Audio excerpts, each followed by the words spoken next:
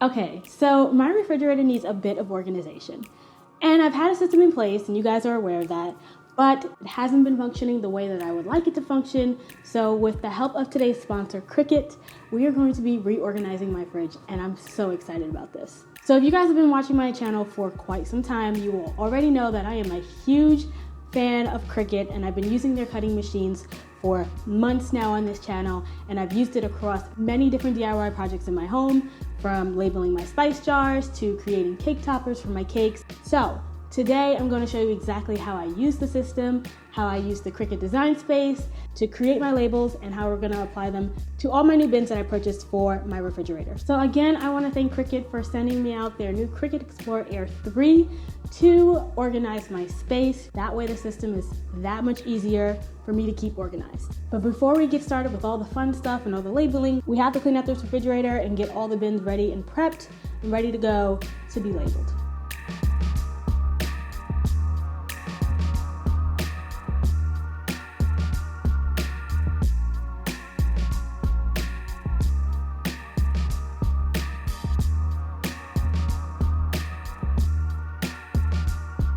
So like I mentioned, I picked up a few new bins to organize my fridge a little bit better. These are some drawers that I was able to find at the store. We're gonna label all of these bins. That way it's easy to organize, easy for anyone else to organize, and easy to see everything. But before we do any of that, we're gonna wash all of these out first.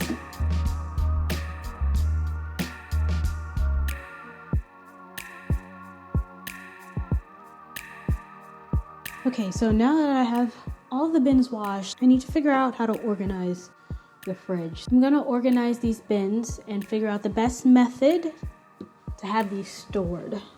So I like the drawer option specifically because it's easier to pull things out without having to rearrange a whole bunch of things and pull out the whole drawer. I can easily just grab a drawer, slide it out, and have access to everything that I need. I picked these drawers up from TJ Maxx, and I purchased my other containers and my drink dispenser from Amazon.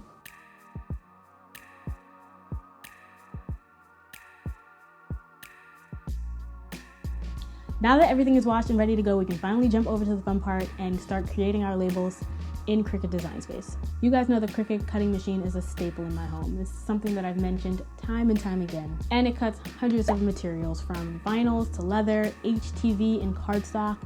The possibilities are pretty much endless when it comes to creating your own projects, and it's so easy to set up and use. It connects to your computer via Bluetooth, which gives you the flexibility to move the cutting machine around your space so you're not tied to one work area.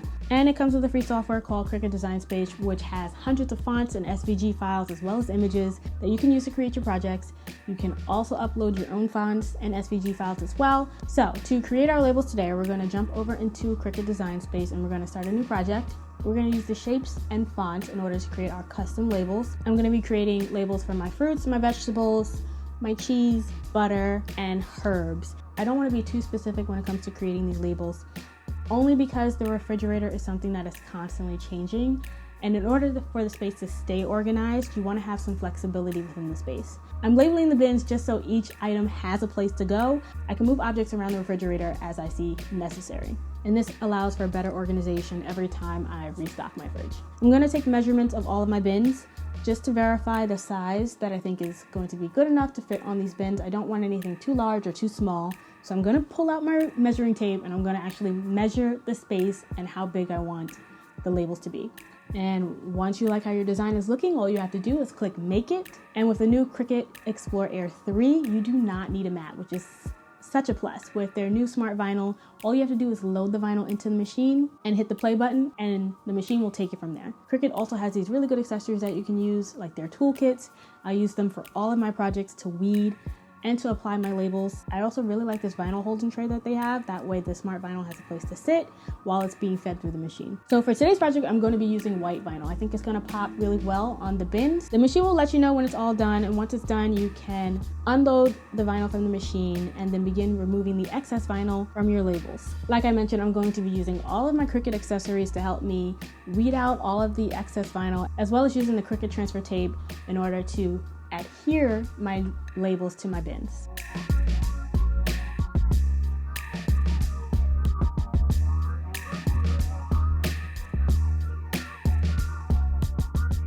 And now that all of our bins are labeled, we can finally get to stocking the fridge.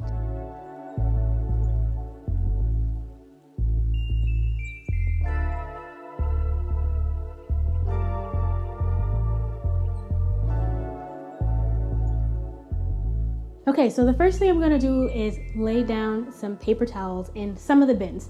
Some of the bins that don't have a draining system, it's best to lay down a sheet of paper towel. That way it can absorb any of the moisture that the berries or whatever the fruits are leaking, and that way your fruits will last a little bit longer. You'll notice that I'm not gonna be washing any of my produce. Now there's a reason for this. I'm a one-person family.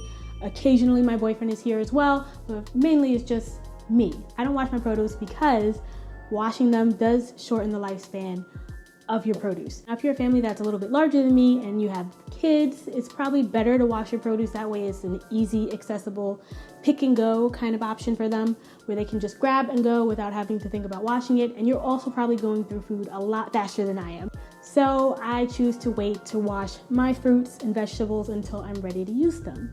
But again, this is your preference. I also know there's a preference to not put certain things in the fridge. Avocados, tomatoes, potatoes.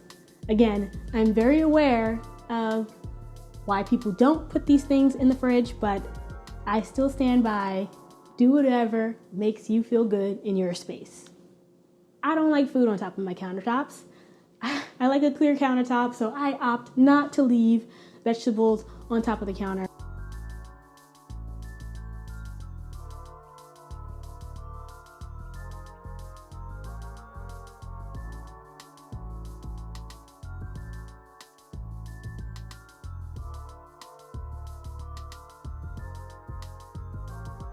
And I love this option of a drink dispenser. I toyed around with a few different options. There are a couple different dispenser options that I've seen in the fridge, but I like this one specifically because it reminds me of a vending machine. So it's easy access. The bottles will always slide forward, and I love that. You'll notice that I am leaving the top shelf semi-open. This is what I'm considering my flex zone. I have 2 flex zones in my refrigerator. Trust me, I thought about this very, very thoroughly. 2 flex zones in my refrigerator, one at the top to collect other things that I really didn't take account for when organizing this fridge. Say there's something new that I want to try, or it's a large jar or a drink that I bought. I have that flex zone for that. And I also have the bottom bin that I have available for things like leftovers. Pro tip, when you are decanting anything that has an expiration date, eggs, milk, cheese, be sure to put an expiration date on those items. Don't put eggs in the fridge without putting an expiration date. Use a label, use the Cricut, do whatever you have to do. Make sure you put a date on those eggs. I did that with my cheese. I decanted it into these reusable Ziploc bags, and I added the expiration date on those bags. Which brings me to my next point. I am trying to stray away from using a lot of plastic, which is the main reason why I got the zero water filter. That way I can reduce my use of buying water bottles and bringing them into the house, and I can filter my own water here at home. So I've also tried to reduce the use of Ziploc bags. I'm not gonna lie, I still do have Ziploc bags, but I bought my first set of reusable Ziploc bags so I can cut up different things and prep food, cut up onions, lettuce, tomatoes, or leave my cheese in these Ziploc bags, or put any other things like the broccoli and arugula that I've stored in there. It's just a useful thing to have in the fridge, and it is reusable, and I am not using plastic. So, and finally, I bought these herb pods. Here's a tip that has stuck with me forever. When you're trying to store things in the fridge, if it's misted in the store, it should be moist at home, which means you should have a water source at home. It should tend to be enclosed. So I kept the door pretty plain for now. I did not want to decant any of my jars, containers, simply because that's not something I want to upkeep every time I go grocery shopping. I don't want to think about having to wash out every single jar that I use. So I've opted to leave them the way they are. So that's it for this refrigerator organization video. I hope you guys got something out of it. Hopefully you were able to find some good tips by using a Cricut at home and how you can use it to enhance and organize your space. I want to thank Cricut again for sponsoring this video. You guys know how much I love them. Also, if you made it to the end of this video, leave the word organize. That way I know you made it to the end of the video. And also, if you found this video helpful, give it a like. You know what I always say, that always helps out. Be sure to check my other videos. I have another kitchen organization video that I did with all of my Amazon favorites, and I'll catch you guys in the next one. Peace.